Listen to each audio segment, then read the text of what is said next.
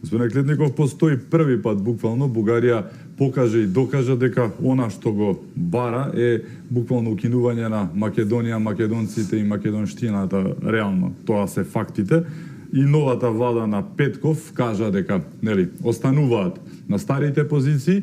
Сега што е новитетот? Новитетот е дека ќе ни дале 6 месеци за да го видат перформансот, така наречен, односно изведбата на она што ќе го наложат од страна нивна, ќе го изврши заевата влада, па после тие 6 месеци наводно ќе ни дале датум. Мојабетот е многу едноставен, предпоставам дека логиката вели ќе зависи повторно датумот од изведбата на Заев, дали тој ќе биде премиер или не, помалку важно.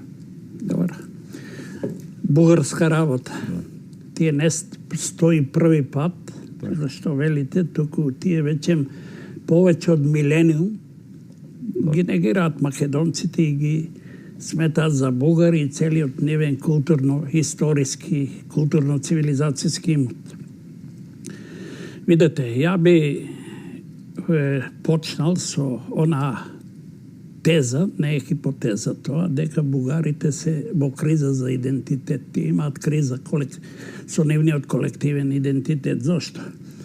Тие се еднаш азијати, потоа се словени, потоа тракици, а сега сакаат да бидат македонци. Пазите, тоа е парадоксално кажано, но тоа е така. Во подсвеста тие се маркираат како македонци. Не случајно одат во грабеж таков силен на културно-цивилизацијскиот имот на македонците, Кирил и Методий, Климент и Наум.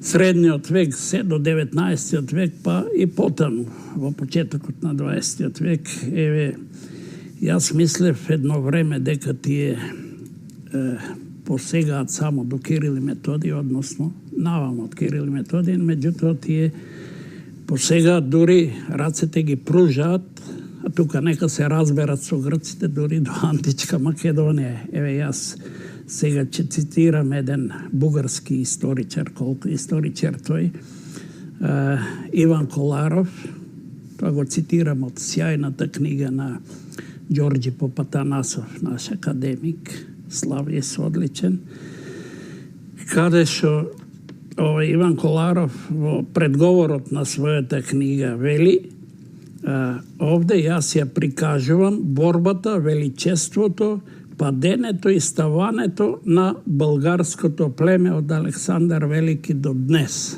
на бугарски.